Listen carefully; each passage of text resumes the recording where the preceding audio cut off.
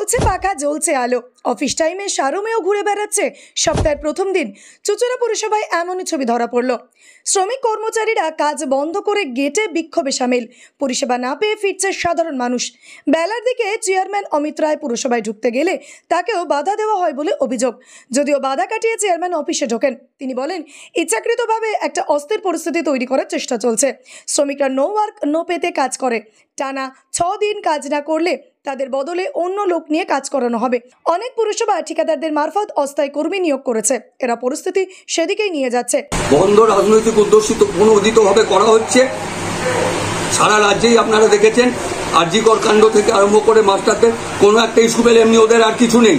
এই পৌরসভায় আমরা আসার পর 22 সালের সেপ্টেম্বর মাসে 620 টাকা করে মায়না বাড়িয়েছি এবং একটা টার্ম আমাদের শেষ হয়নি, আবার মায়না বাড়ানো। কোন পৌরসভা হয়েছে সারা রাজ্যের? আসলে অস্থির পরিস্থিতি তৈরি করাটা এদের উদ্দেশ্য। দেশে সংকট চলছে, যুদ্ধকালীন অবস্থা, কোভিডের সংকট, সেই সময় এই পরিস্থিতি তৈরি করা হচ্ছে। এবং আমরা বলে দিয়েছি যে এরা নো ওয়ার্ক নো পে বেসিসে কাজ করে। নো ওয়ার্ক নো পে বেসিসে কাজ করার অর্থ হচ্ছে কাজ করলে পয়সা পাবে, না হলে পয়সা পাবে না, পয়সা কাটা যাবে এবং 6 দিন এক নাগারে কামাই করলে সেই জায়গায় আমরা অন্য লোক নিয়োগ করব।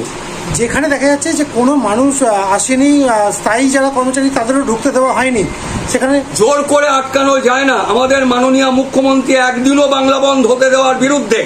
সেখানে গেট আটকে এইভাবে যদি করে, আমরা কিন্তু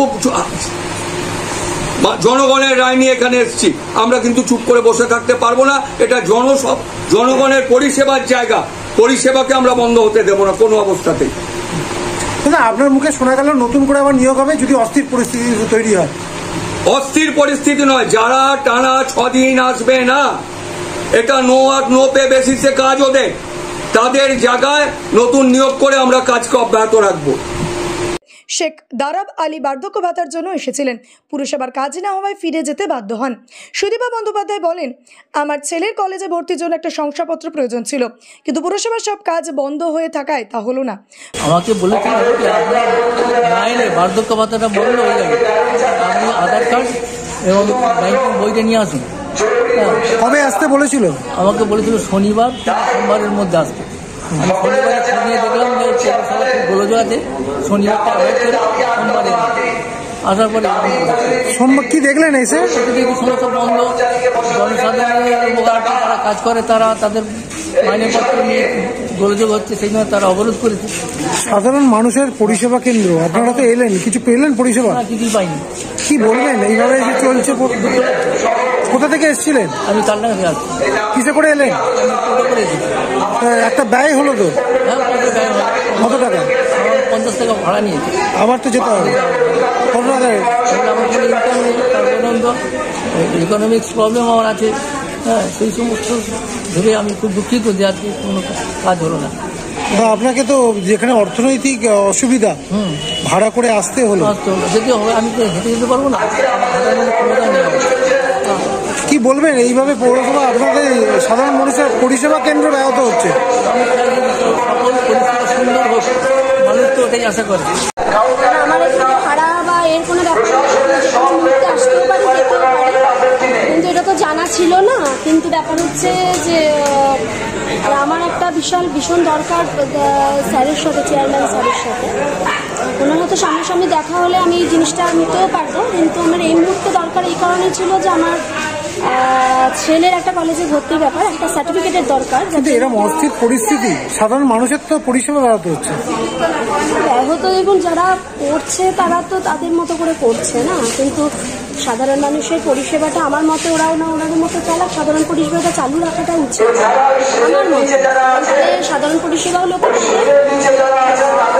চেয়ারম্যান দোষ দিয়ে লাভ নেই, কারণ উনি তো ওনার মতো চেষ্টা করছে, যথেষ্টই করে না। কারণ ওনার দিক থেকে আমার মানে পার্সোনালি আমার কোনো কেউ নেই বা কেউ করবে না। কিন্তু এখন দেখুন যারা দপ্তরে পাচ্ছে না, কিছু পাচ্ছে না, সেটা তো সম্পূর্ণ তাদের ব্যাপার, তাদের জিনিস।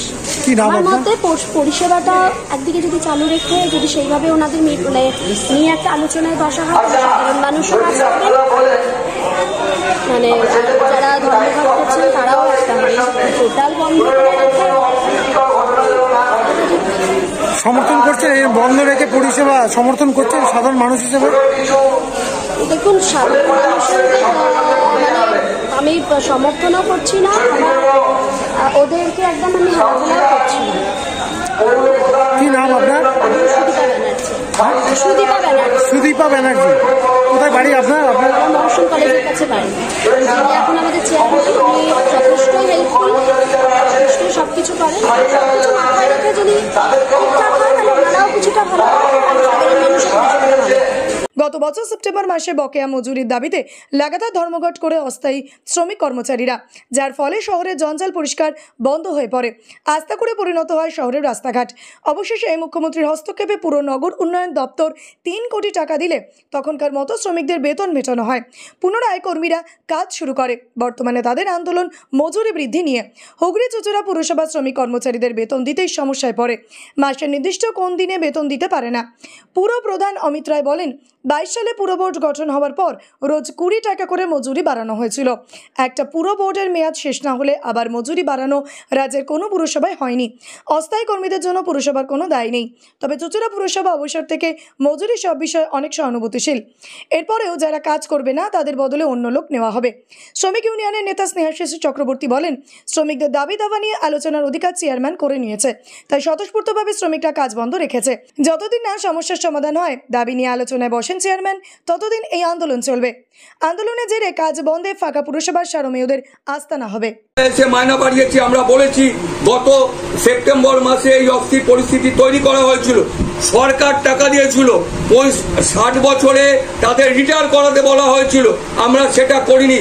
বলেছি 65 বছরে রিটায়ার করব, কিন্তু ক্যাজুয়ালদের রিটায়ারমেন্টে কোনো পয়সা দেওয়ার প্রভিশন নেই। তবু আমরা বলেছি তাহলে 5 বছর কাজ করে তারা যাতে আয় করতে পারে। সেই সুযোগ দেওয়ার পরেও যদি ওরা এই অস্থির পরিস্থিতি এবং অচল করার চেষ্টা করে, জোর করে কোনো জায়গায় কোনো বন্ধে জোর করে কর্মীদের আটকে রাখার কোনো অধিকার কারণ নেই। এখানে জোর করে আটকানো হচ্ছে উইলিং কর্মীদের। তাদের কথায় যদি বন্ধ মানুষ করে দিত, যদি বন্ধ মানত, ওদের বন্ধ করতো, তাহলে গেট আটকে জোর করে আটকানো হতো না। এটাই তার প্রমাণ। শ্রমিকদের দাবি তারা কোনো গেট আটকায়নি। তারা গেট আটকায়নি। আপনারা কি দেখে এলেন, কি ছবি তুললেন? শ্রমিকদের দাবি আবার বলছেন নতুন করে। পৌরসভা কন্ট্রাক্টে দিয়ে দিয়েছে এই জব। তাহলে আগামী দিনে কি সেই পৌরসভা যাবে? পরিস্থিতি সেদিকে হলে সেই অবস্থায় যেতে হবে। এরা সেই পরিস্থিতি যদি তৈরি করে। এই নিয়ে কর্মচারীরা আন্দোলনে আছে। পৌর কর্তৃপক্ষের সঙ্গে তাদের যে আলোচনা করার যে অধিকার, সেই অধিকারটা আমাদের চেয়ারম্যান কেড়ে নিয়েছেন। যতক্ষণ না সেই অধিকার ফেরত পাওয়া যাবে, কর্মচারীরা কাজে যোগ দেবে না। স্বতঃস্ফূর্তভাবে কর্মচারীরা কাজে যোগ দেবে। মানুষের পরিষেবা কেন্দ্রে কুকুর, এটা কিভাবে দেখবেন? মানুষের পরিষেবা কেন্দ্রে কুকুর চড়ছে, কুকুর তো এখানে স্বাভাবিক আসে, কোনো অসুবিধা নেই। এখন ফাঁকা দেখে ঢুকে পড়েছে ওরাও গরমে। তাদের জন্য চলছে পাখাও। হ্যাঁ, পাখা চলছে। কর্মচারীরা যারা কাজ করেন তাদের জন্য পাখা। তাই আজকে তো কোনো কর্মচারী যোগ দেয়নি কাজে। তাহলে কি করে পাখা চলছে সেটা বলতে পারবো না। আমাদের ভাইস চেয়ারম্যান এসছেন, উনি অফিসে বসে আছেন, হয়তো ওনার জন্য পাখা চালাতে গিয়ে এটাও চালিয়েছে, জানি না, সেটা বলতে পারবো না। 8 ঘন্টা ডিউটি করে না, পাম্পের যারা আছে তারা 8 ঘন্টা ডিউটি করে না, সব ডিপার্টমেন্ট 8 ঘন্টা করে ডিউটি করে, শুধু কনজারভেন্সি করে না।